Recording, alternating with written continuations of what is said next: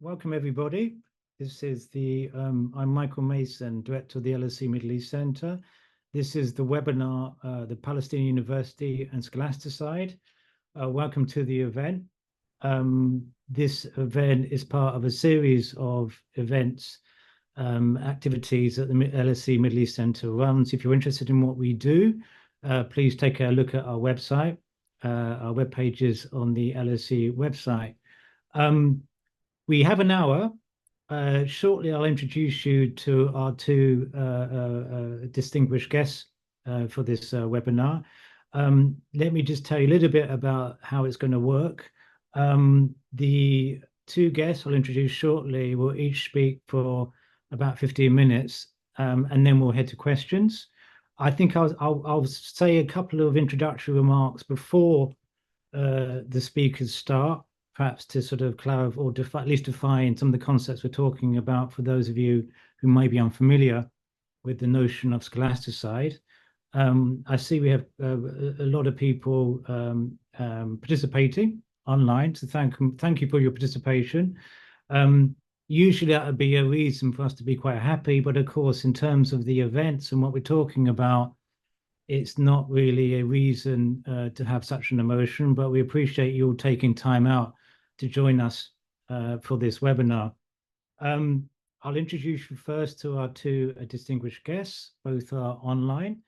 The first one is Ahmed Abu Shaban. He's Dean of the Faculty of Agriculture and Veterinary Medicine at Al-Azhar University in Gaza and an Associate Professor of Agriculture Economics. Ahmed has spent 2 years as visiting professor in the Department of Environmental Sociology at the University of Wisconsin. In addition to his academic experience, he's conducted several consultancy studies on the socioeconomic assessment of national water and environmental infrastructure programs. He has extensive research and consultancy experience in analysing environmental economic development in the Gaza Strip and designing intervention strategies for humanitarian early recovery and development programs. Our second guest will be talking a second. Ahmed Halabi is an assistant professor of transnational history at the University of Toronto.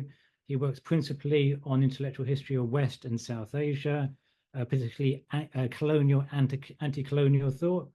His writings appeared in a range of impressive sort of outlets, including Modern Intellectual History, American Quarterly, Michigan Quarterly Review, the Boston Review, the BAFLA, and elsewhere. Our two guests will speak in turn. You're free, of course, as always at LSE online events, to ask questions. Please use the question and answer box at the bottom of the Zoom bar to ask the Zoom page to post your questions. We will be monitoring only the question and answer box, so please do not use the chat box to ask questions. Now, before our guests start, I said I'd say a few introductory remarks. Of course, this is focused on this notion of scholasticide. Of course, there's a lot happening in the Gaza Strip as I speak. The assault on Rafah is intensifying, and I know many of you out there will perhaps want to talk about broader things and perhaps some of what's happening at the moment. But we're going to focus, for various reasons, on this idea of scholasticide. Scholasticide was a term coined by the Oxford legal scholar Ahmed Abu Shaban in a Palestinian context. It's used to define, usually to refer to the systemic obliteration of education, for the arrest, detention, killing of teachers, students, and staff, and the destruction of educational infrastructure. The key thing about this concept is that, although it's being used at the moment, Nabulsi coined it to actually refer in the context of a previous Israeli assault on Gaza in 2009, and actually explained that the concept itself applies in the context of a range of actions against Palestinian scholars, students, education institutions, going back to the Nakba of 1948 and expanding after the 1960 war. So this is something which has been used for some time by scholars and activists. If you looked at the description of our event, you'll have seen we refer to a statement issued by a group of UN experts last month. This UN experts were mainly special rapporteurs, what are called special rapporteurs or special experts. And the large number of UN experts that signed this statement, a statement concerned over the Scholasticide in Gaza, included the special rapporteurs on the right to education, human rights in the occupied Palestinian territory, the rapporteur on violence against women and girls, the rapporteur on internally displaced persons, racism and cultural rights, and so forth.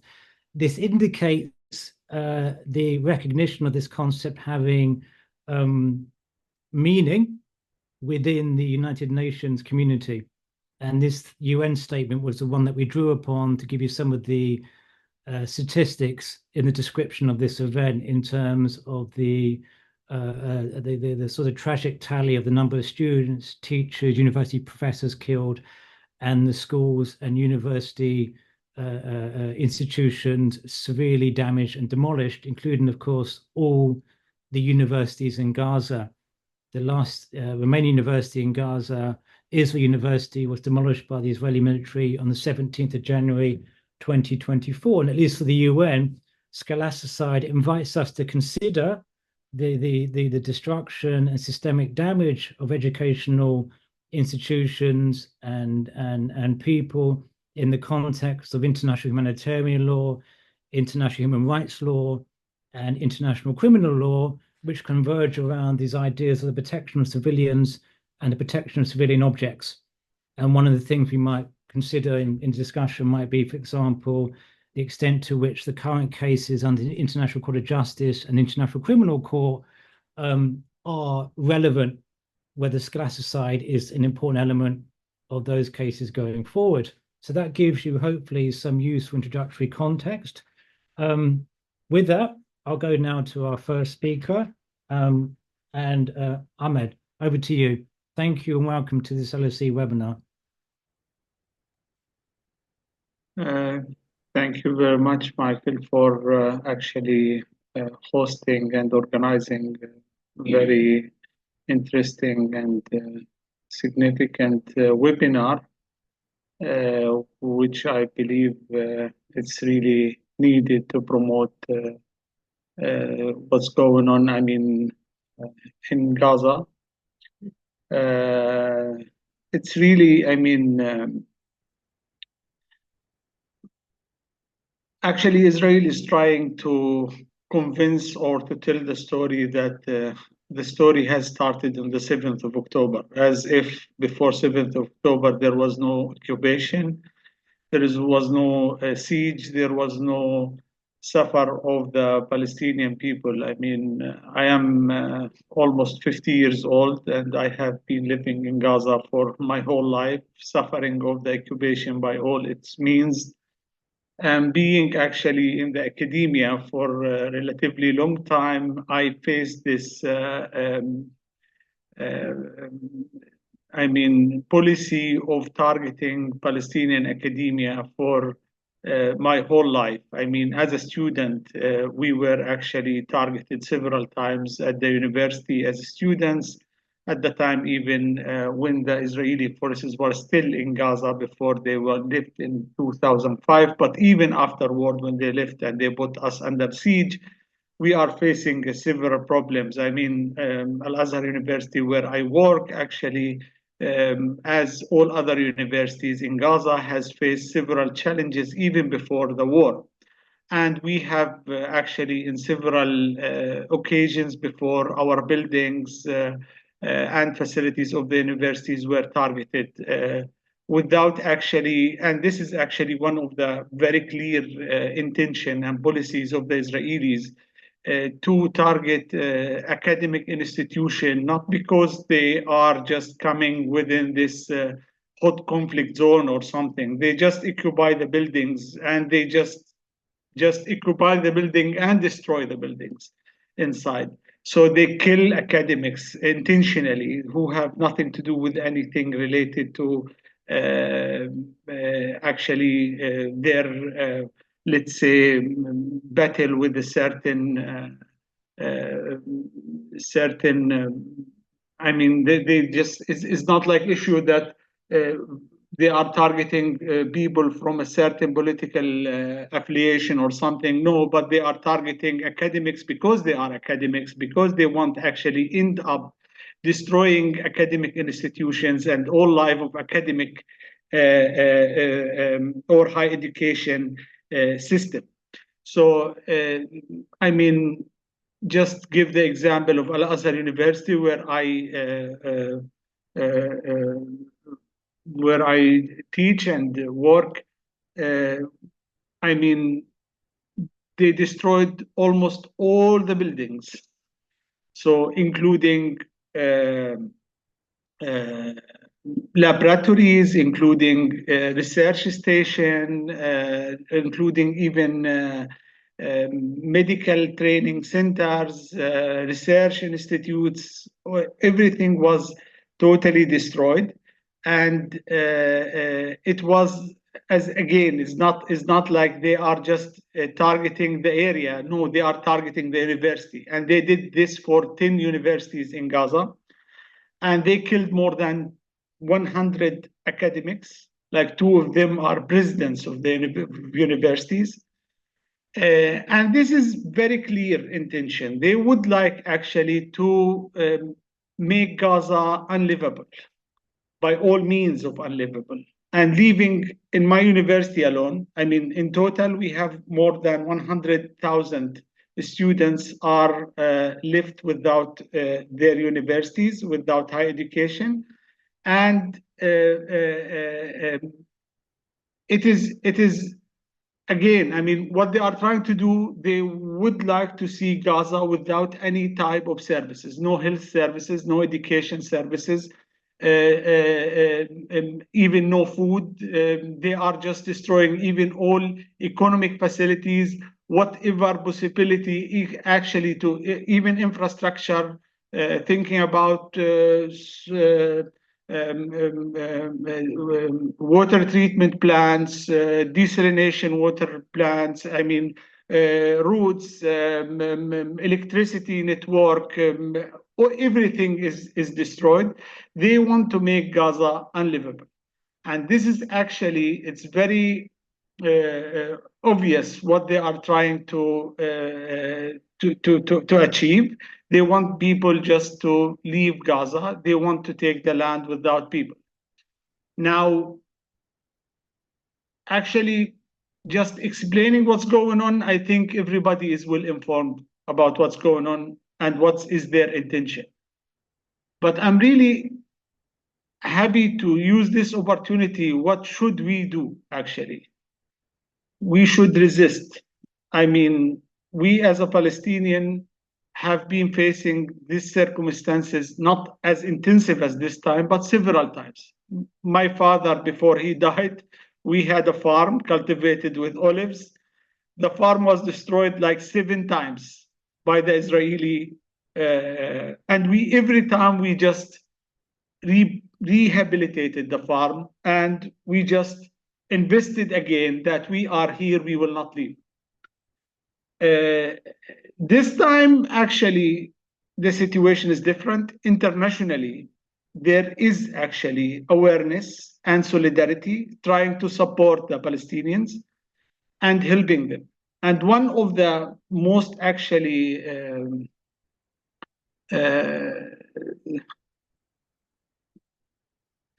respected and I think effective means is the academia, and what the students are doing actually in Europe and in the West in general, and they are trying actually to provide or to show solidarity with the Palestinians and putting pressure on the academia in the West to support the Palestinians in Gaza.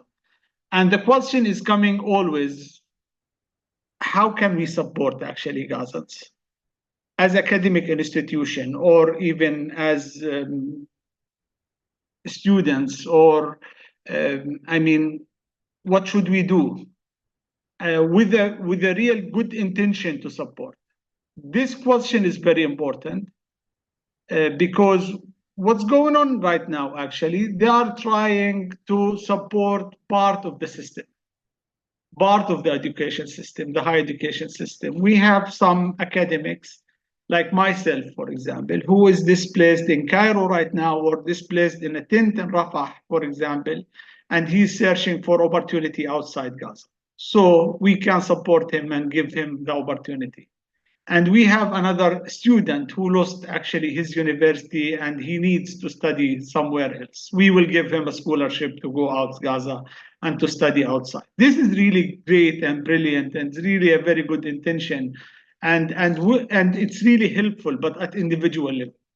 But when you think it about the higher education system and the resilience of the higher education system, actually we are not doing good for the system. We are actually making harm to the system because we are evacuating of the system of its components. Now, if we just lose the students, lose the academics, what will happen to the institution? We will not be able to rebuild it again. And therefore, as a Palestinian academics, what we think we need actually to reoperate the university. The buildings are demolished, but staff is still there, professors are still there. We can provide teaching online. We can support our students as much as we can, given the very difficult situation, but also utilizing the international solidarity to support our initiative to reoperate our universities. So, and now, for example, we are starting at Al-Azhar University right now to teach online again, and we are starting very soon. I mean, next week we are starting the first semester that should have started actually last October, but we are starting next week, and we are actually accepting registration from the students inside Gaza and the people who are able to leave Gaza.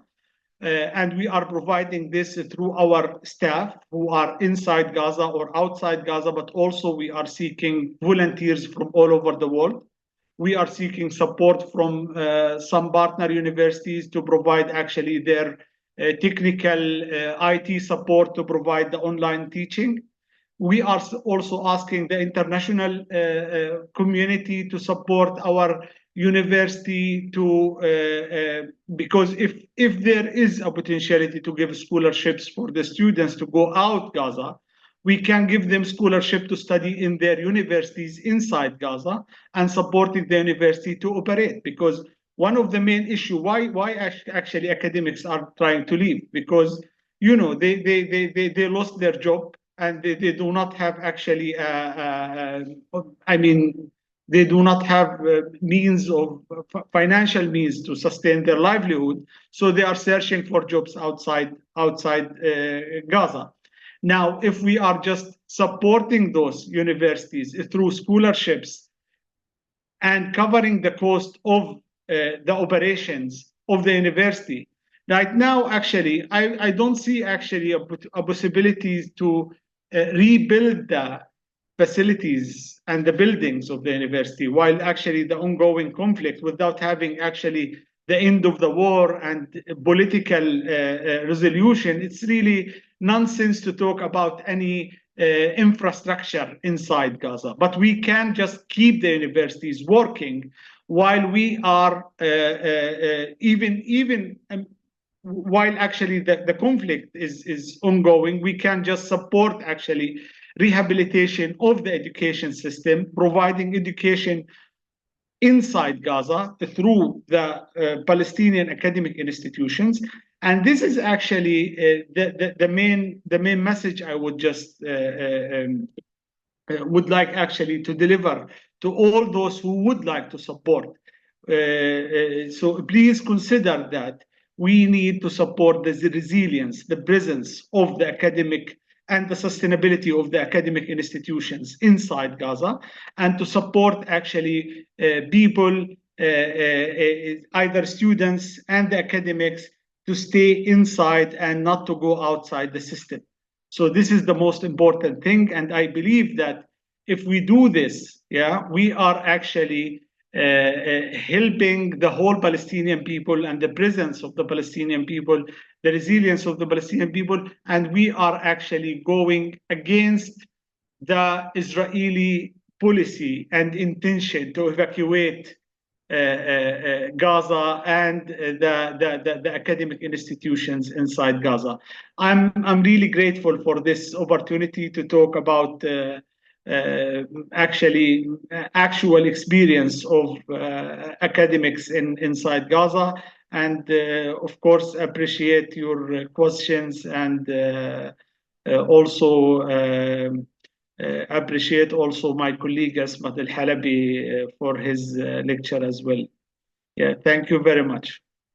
Thank you, Ahmed. I was going to wait until the end for the questions, but I see there's already a question which is very relevant given your invitation for assistance, which is asking, how can I help? Where do I go to if I want to offer help to this initiative? Yeah, I mean, it depends. I mean, there are several ways to help. I mean, one of them is to support if you are from academics and you wish actually to volunteer to teach through our system to our students. You can volunteer actually. You can contact and say, I am a professor, or I can teach this or that. And then you can just volunteer to, because, you know, we lost many of our staff. I mean, some of them were killed, some were injured, some are displaced in tents without electricity or even internet, with a very difficult communication. So we need actually support from international academics. This is one thing. At institutional level, so institutional level, they can provide actually technical support to operate this online teaching, and even maybe hosting the system of teaching. And this is actually one partner university from Jordan actually is hosting this for my university. But also very important is the money. Now, when you think about, I will just give an example about Al-Azhar University. Before the war, we are kind of, we are the main source of income for the university is the student fees. So, and because we are a national university, we are is not a private university, it's kind of NGO, but we are actually allowing the students who do not have money to study without paying their fees. So the students or the university around 13 million Jordanian dinars, which is around maybe 20 US million, even this is before the war, yeah? So we had this financial hardship even before the war. Now just imagine what's going on after the war. So we do not have the money to operate the university. And most of the people who are working now to provide online teaching, they are providing this voluntarily. Yeah. So now this can happen for maybe 1 month, 2 months, but afterward, I mean, all those academics will try to find somewhere else. I mean, they will keep supporting, and this is very important. If we just can support covering the operation cost, but not directly, of course, but kind of paying the fees for the students in scholarships. Yeah, this would be actually very helpful, because this would just give the universities the possibility to sustain its rule and to continue providing the academic services. And this is one of the main issue. I mean, I don't want actually to talk only about Al-Azhar University, but this is one of the cases. I mean, they accept actually donation to cover the fees for the students. And of course, I mean, this would be actually very valuable. Also, we think about even academic institution in I mean, academic institution and staff union, I mean, who can also support directly their colleagues in Gaza, because I mean, as also part of the solidarity to support their paying their salaries and supporting them while they are inside Gaza, or even they are trying to provide, and so supporting the universities. So it is, the question here is supporting the institutions, not the individuals, because the institutions, they are symbolic to our presence on the land, and this is very important. Even politically, it's very important. Yeah, Thank you, Ahmed. Well, now we won't. We'll hold back on other questions for the moment, and now go to Asmat. Thank you. It's a real honor and pleasure to be here with Ahmed and with you all. I'm going to talk about the past a bit, if you'll permit me, but I think it will bring us to where we are.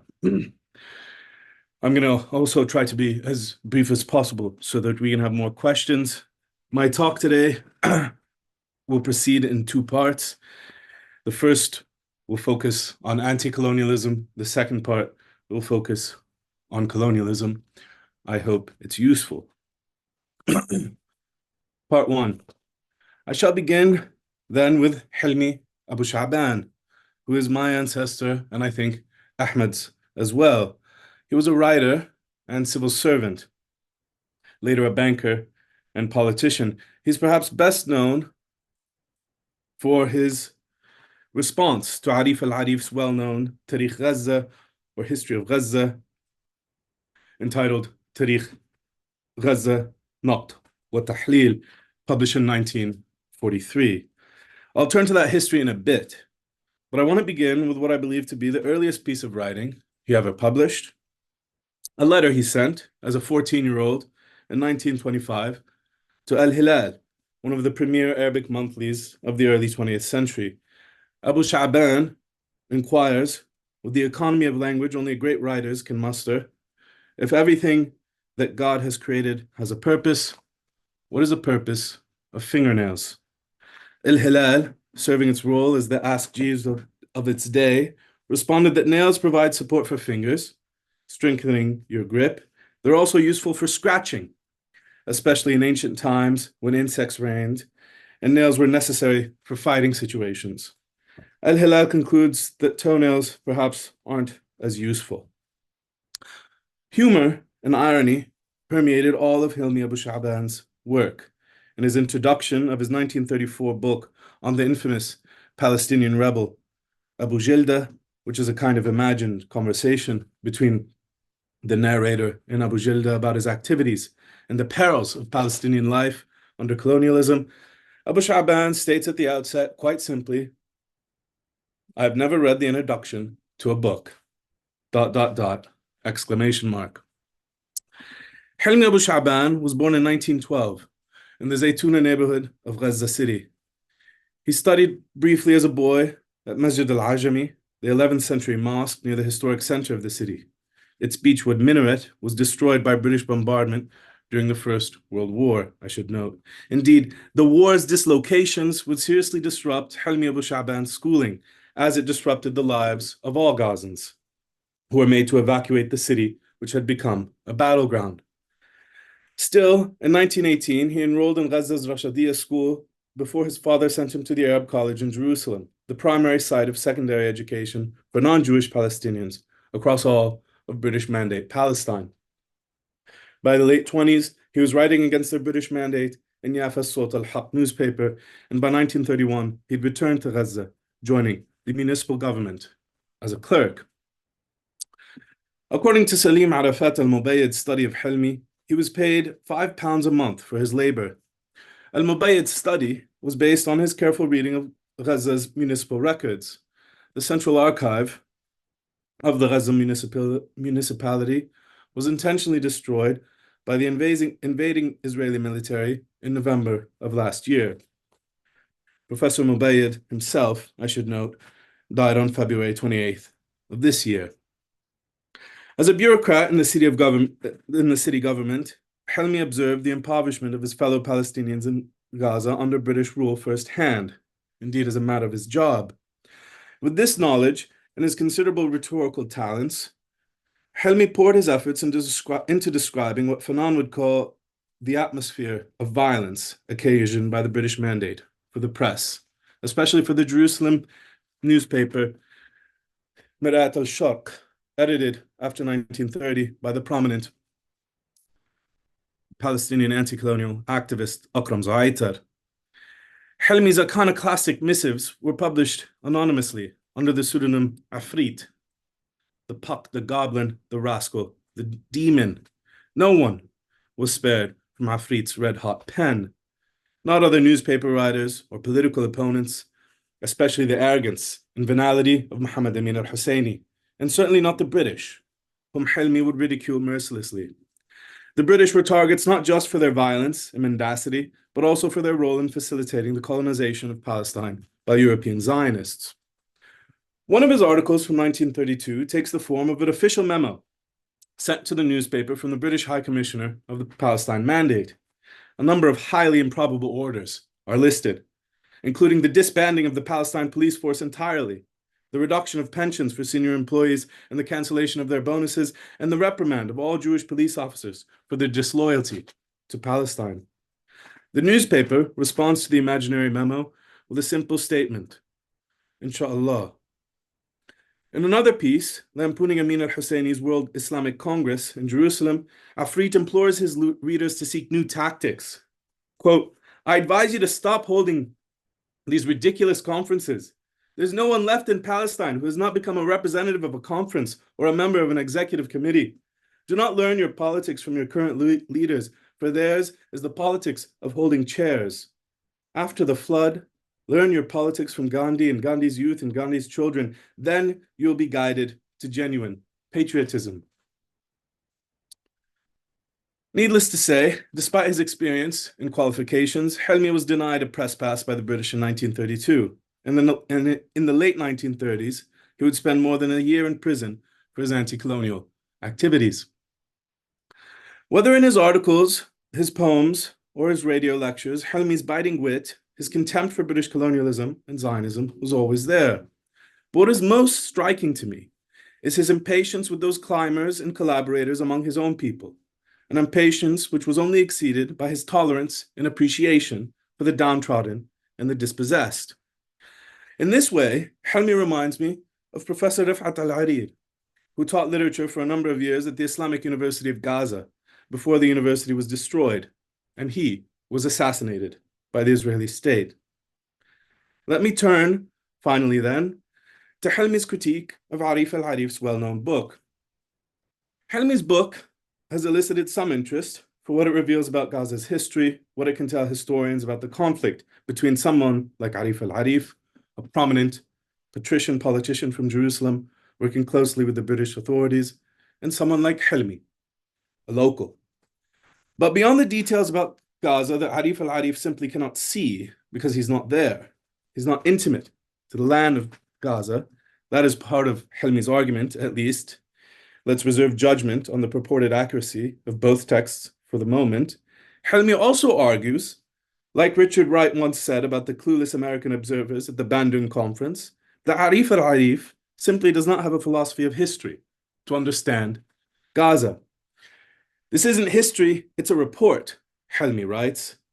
Arif al-Arif and his compendium of facts and his tendency towards genealogy, especially of people of high social standing or noble birth, leave too much unsaid. So Helmi offers a reminder in the first part of the book. Quote, we live in a time of genuine democracy, he writes.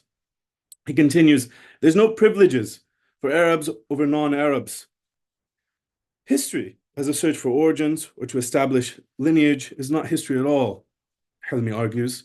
Arif's project, Helmi finally concludes, is history for the sake of the historian's reputation, history to be printed in books and displayed in offices, and little else. Part 2, that is colonialism. From the Hebrew University of Jerusalem, to Ariel University, Israeli colleges, universities, and research centers collaborate directly with the Israeli army, Israeli intelligence, Israeli weapons manufacturers, Israeli courts, and Israel's propaganda apparatus. Whether archaeologists or Arabists or lawyers, criminologists, demographers, or anthropologists, Israeli academics, Maya Wind writes in her recent book, Towers of Ivory and Steel, quote, maintain, develop, and refine Israel's systems of apartheid and military occupation. Ariel University, which grew out of the College of Judea and Samaria, was first founded in 1982, 15 years into Israel's occupation of the West Bank. The settlement, from which the university takes its name, abuts the Palestinian villages of Salfit, Marda, and Eskaka in the occupied West Bank.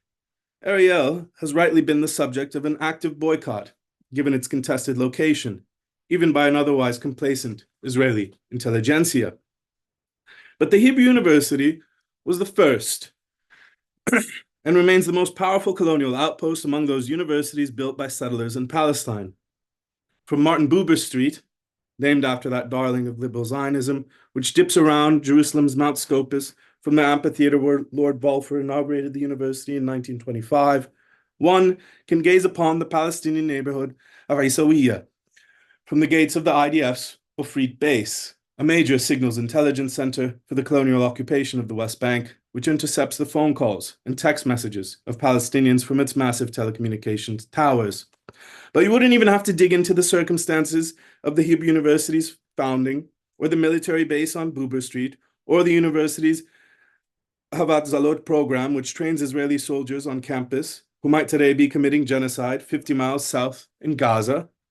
We could simply look at the university's role in subjugating its Palestinian neighbors in Isawiya, so close that an ambitious Israeli student with a good arm could throw a stone at an ambitious Palestinian sitting in their home from the university's botanical garden or from the Mandel Institute for Jewish Studies.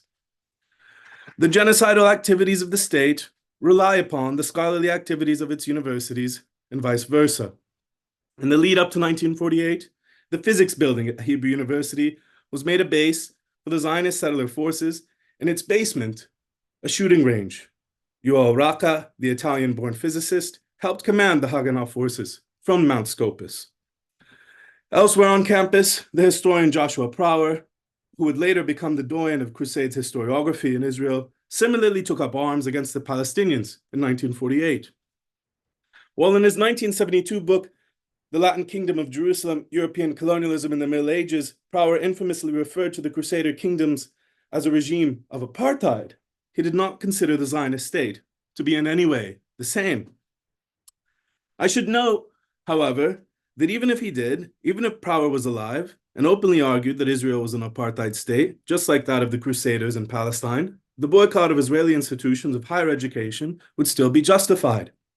It is, after all, a boycott of institutions, not individuals. Indeed, it is often those Israeli scholars, and really there aren't so many of them now, who consider themselves somehow critical of their state, that protest most vociferously against the boycott as a tactic. What they're missing, of course, or denying, is the structural nature of Israeli colonialism. It is not simply a matter of what some academics may or may not think or say. Israeli academics are implicated by their position in society, in a system of exclusion, exploitation, intimidation, dispossession, and death. Perhaps one way to examine these structural aspects is to attend to the status of Palestinians in Israeli universities. Israeli students themselves have usually followed the administration and their state in the mistreatment of Palestinians. In the late El-Azhar 1979 book, The Palestinians in Israel, A Study in Internal Colonialism, he recalls a series of clashes between Palestinian and Jewish Israeli university students at Bar Ilan University in Haifa's Technion, when Jewish students forced the cancellation of an Arab student meeting that had been convened in response to the arrest of fellow Palestinian students.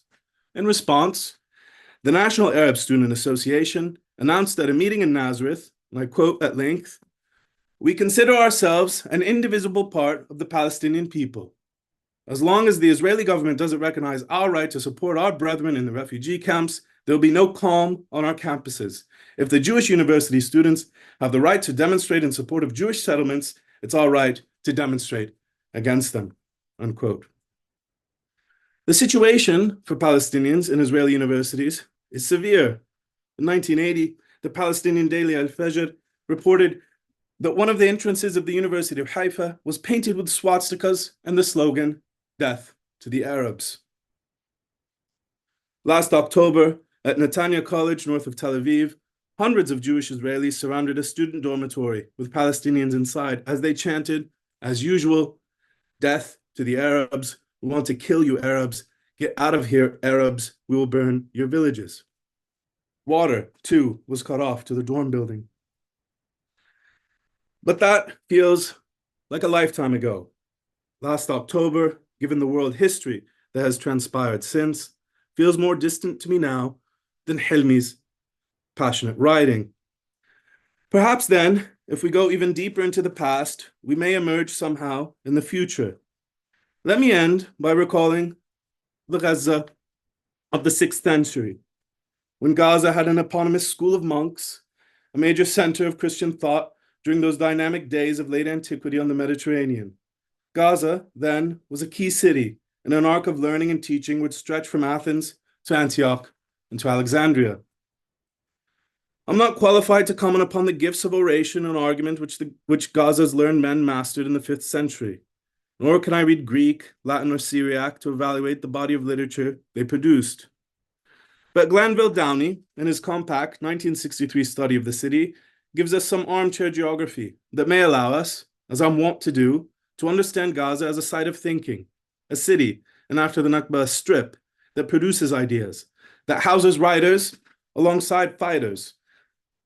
The whole atmosphere of Gaza, Downey surmised from his ancient sources, quote, was congenial to quiet literary study. The handsome classical buildings and equable climate made Gaza an eminently pleasant residence for academic folk, unquote. If we can count on the Palestinian people of Gaza, and I think we can, then one day, at Rifat al-Harir Auditorium, inside Hinds Hall, in the shadow of Hilmi Abu Shaban, let us reconvene this meeting. Thank you. Thank you. Thank you so much for that, Esma. That was that deep historical, cultural, political analysis, I think, is incredibly helpful at the moment and sorely lacking in at least the mainstream sort of discourse on what's happening in Gaza. We will open now up to questions. If you want to ask questions, please go in, look at the questions and answers.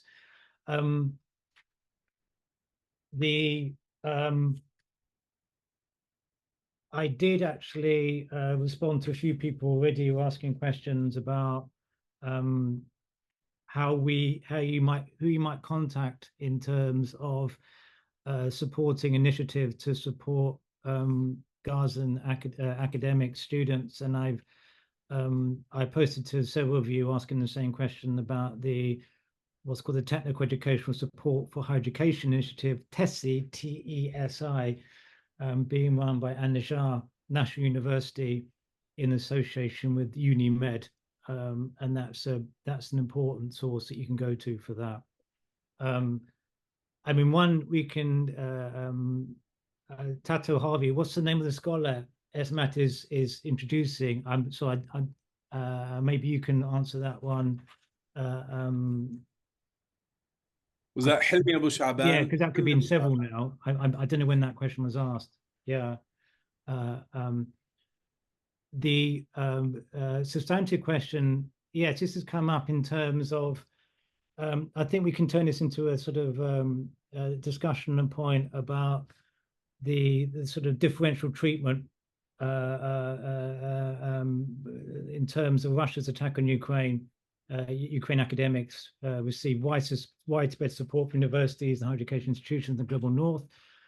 Sechin Serdimir is asking this. However, I'm wondering if displaced academics from Gaza are able to receive sufficient assistance from universities and/or scholars at risk organizations in the global north. This has been raised in other contexts. This difference between, of course, the reaction of particularly Western universities to what happened in Ukraine, what's happening in Ukraine, to what's happening in Gaza. Are there any kind of, for Ahmed and Esma, any sort of general points that you would like to make about what this demonstrates in terms of Western attitudes in this sort of, I mean, it's quite clear the sort of double standards between reactions to what happened in Ukraine and what's happening in Gaza. Is there anything more that we can say on that other than we're just seeing differential treatment based on? I think Ahmed? maybe I'm interested to ask to answer this question regarding I mean focal point and to whom should we talk. I mean this is important. I mean there is currently an initiative to establish a kind of a national committee representing Palestinian universities inside Gaza. And this is actually, it is hosted by a charity in UK, Friends of Gaza University charity. And actually the main objective of this initiative is to facilitate actually connection to the Palestinian universities inside Gaza. And this is very important. The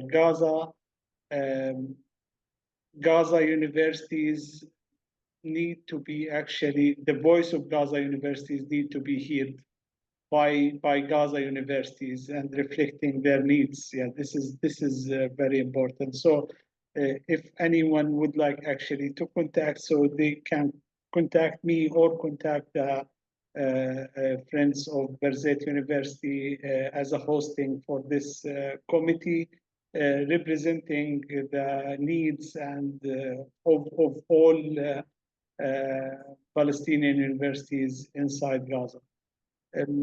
I mean, regarding, I mean, support provided for academics from Gaza, actually there are here two levels. I mean, the level of individual academics, a great solidarity and support is actually provided by everyone. But when it comes actually sometimes to the, I mean, you know, there is still that fear of supporting people from Gaza at formal level, from universities. I mean, and I'm talking here sometimes about the administration of the university. But now is changing a little bit because of this, I mean, pressure put by the students and also I mean, this international solidarities and with Palestinians in general, it is start to change a little bit, and there is actually more opportunities are offered to Palestinian academics. Of course, not to compare with what happened to Ukraine, it's totally different, but there is some now welcoming institutions to the, I mean, accepting Palestinian academics, but also the students as well, providing them with the possibilities. But this is also important. Like when we talk about universities hosting academics or hosting students, we need just to make sure that this is not, you know, it should be only a temporary is not that we just give them the opportunity to leave, and because we need everybody to rebuild the system again. And this is one of the things, like I would appreciate what Al-Najah or other universities in the West Bank are doing, but this should be also a temporary initiative. It should not be kind of a replacement of the system inside Gaza. And therefore, I really call to support actually initiative by Gaza universities to do this, because this is even more beneficial for the resilience of the academic system. Thank you. Thank you. I just, because there are a couple of people asking about Global Scholars at Risk program. There is a Global Scholars at Risk program. There is some support being provided for academics from Gaza, not on the scale, by no means on the scale of, I mean, both Scholars at Risk and universities in terms of support to academics from Ukraine. But I would invite anybody interested to look into the various Scholars at Risk programs, because they are partly constrained by funding, and that's one way in which you can assist if you want to. I'm just going to raise a couple of other questions for either of you to respond if you want. Zidane Khan, what responsibilities do the international community have to end the genocide and scholasticide that is going on in Gaza? We might think there are also responsibilities and mechanisms. And Durba Mitra, education and deep research are key principles of survival and flourishing of the Palestinian people, and asking to what extent can we explain the deep sort of commitment to education and scholarship for Palestinians after 1948 in terms of so many universities across a small geographical area in Palestine. Either of you are interested in talking to either of those? I can speak to both of those a bit. I mean, the question that was asked about responsibility, obviously, you know, everybody certainly in the West is complicit, right, in the genocide by virtue of our contact participation in the institutions in the West, and so on. And so this raises a problem, right? And someone raised the question of Ukraine, because here you have, it's not simply a question of, okay, well, there are two groups of displaced scholars, right? This is much bigger than simply the sort of individual question of displaced scholars. On the one hand, you're finding places for scholars that are being displaced in countries that are sending arms to the country that's displacing them, right? This is the opposite of what's taking place in Ukraine, right? Scholars, you get scholars in the United States, and Ukraine gets more missiles, right? But in the case of the Palestinians, it's the total opposite. So it's impossible to even begin to compare without recognizing that this is much bigger than the question of universities and the displacement of scholars or people even. As to the historical question, of course, you know, the establishment of universities in Gaza was necessary as an anti-colonial project. So someone like Ahmed Abu Shaban, for example, he doesn't go to university. Palestinians of his generation who wanted to go to university and in generations after would have to go to Egypt or to Lebanon. If from Gaza, generally they would go to Egypt, but to other places, Jordanian universities, Lebanese universities, and so on.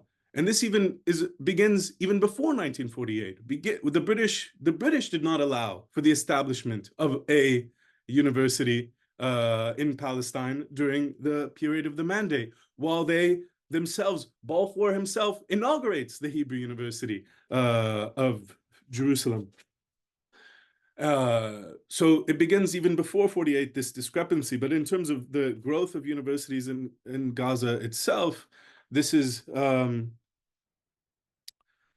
a lot to do first with 1967 and the Israeli occupation of Gaza and the West Bank and the separation of Palestinians from the rest of the Arab world. And then second, with the Camp David Accords in the case of Gaza, that there was simply then no way for Palestinian students to go study elsewhere. So independent institutions in defiance of these restrictions on Palestinian movement, and Palestinians have had their restriction movement in Gaza, in the West Bank, and Palestinian citizens of Israel since 1948. And by necessity, they've had to produce their own native anti-colonial institutions of education and scholarship.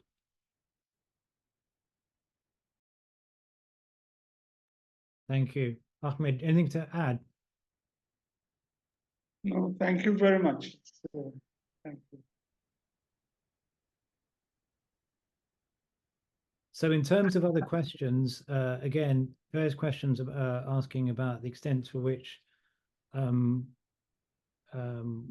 assistance can be provided to students from Gaza and to academics.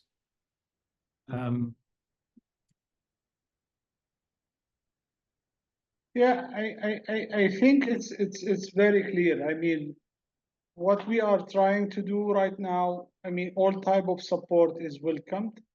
Either people who would like to volunteer to teach through our online system, it's really appreciated. Universities who would like actually to support with, I mean, technical support or even some equipment to facilitate this online teaching. This is also appreciated. But also, I mean, most important, I think, is also just donation of scholarship to pay the fees of the students. Actually, this is the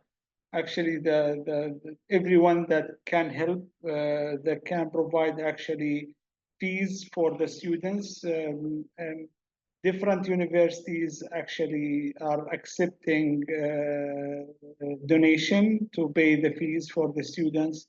And of course, you know, financial means is very important to sustain operation of the universities.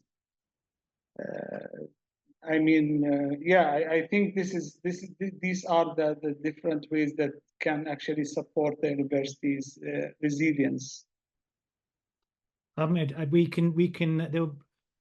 it's clear there are various initiatives, and what I suggest is you could send us some contacts. We have some contacts from initiatives, and when we post this podcast on the Middle East Center website, LSC, we can give some email addresses. Yes, yes, I will send the calls made by my university, and also I will send the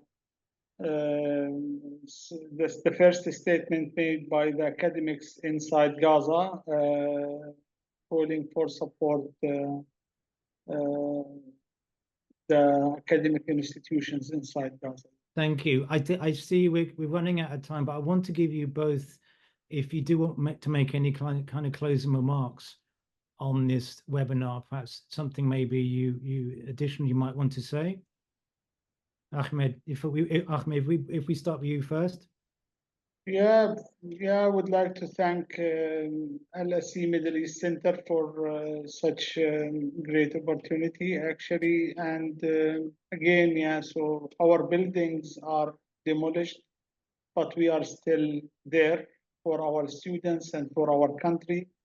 We will just keep teaching, keep providing the services with the support of all the free world and the people supporting the Palestinian rights to exist and to sustain in their land. Yeah, so we do really appreciate it. Thank you. Thank you. Asma? Thanks to everyone, and just to reiterate what Ahmed said and what I've been trying to say, at the end of the day, the problem here is Israeli colonialism and the support of the Western world for that project. And the end of that project will solve the problem in the universities and everywhere else. Thank you. Thank you. Thank you so much, both of you. Thank you to the audience for the questions and those of you who've tuned in. And as I said, this will be made available as a podcast on the LSE Middle East Center website. Thank you. Thank you, everybody. Thank you very much. Thank you.